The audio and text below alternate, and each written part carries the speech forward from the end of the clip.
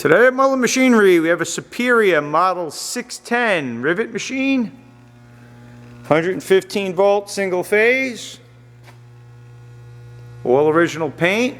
Machine does not appear to be used on it. There's a foot pedal. It has the detector finger sensor on it. Those are my safety glasses sitting on top. The rivet diameter, I put a caliper on it. Looks like it's about 212 thousandths. We're just going to stick a hinge in there because it's got a hole in it. We already put a bunch of rivets in just to try it. These seem to be set at the moment for about I'd say about a 3/8 grip range.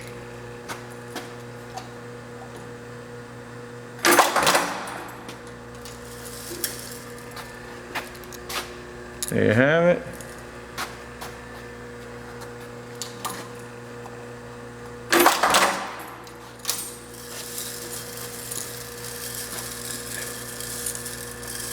Seems to be a good running machine. You can check this out on our website, mullinmachinery.com.